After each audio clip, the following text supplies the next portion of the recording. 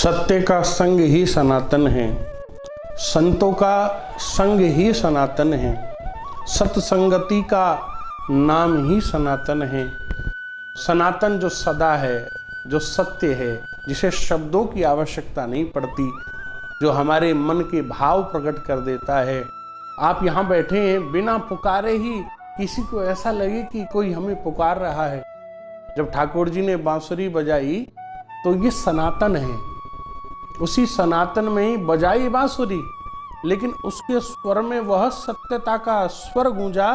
इन गोपियों तो चलो शब्दों को पहचान ले, अपितु हमारे ब्रज की गाय, ये पंछी, ये पक्षी उस सनातन को जानते हैं, जिस सनातन के एक स्वर ध्वनि से मात्र को श्रवण करके ये समस्त पंछी, ये मोर, ये हिरण, ये मृग आदि, ये सब गऊ, ये सब आकर के दौड़ करके ठाकुर जी के पास आ जाते हैं। बस उसी प्रकार मैं आपको एक बड़ा रहस्य बताना चाहता हूँ। सनातन का सबसे बड़ा रहस्य ही यही है कि एक बार जब आप नंदगांव पधारेंगे, ठाकुर जी के दर्शन करेंगे और ठाकुर जी अपने गुरुओं के द्वारा प्रदत्त नाम का आप गुणगान करेंगे, तो जीवन में वह सनातन सत्यता रूप में प्रतीत हो जाएगा और वहाँ प्रकट हो जाएगा कि वास्तविकता में कि आप नेत्र बंद करें तो भी आपको सत्य स्वरूप परमात्मा नजर आए, वो सच्चिदानंद प्रकट हो जाते हैं।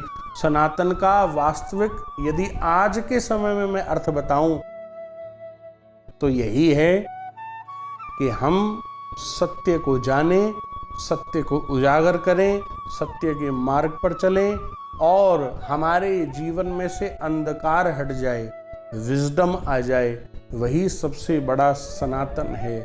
और उसी में से ही जब हमारी भक्ति भी आकर के जुड़ जाती है तो वहीं से हमारे ठाकुर प्रकट हो जाते हैं, वहीं से हमारे इष्ट प्रकट हो जाते हैं। धर्म कहो, आप सनातन कहो, लेकिन जो वास्तविकता में सनातनी है वही ठाकुर का है, वही हमारे राष्ट्र का है, वही विश्व का है।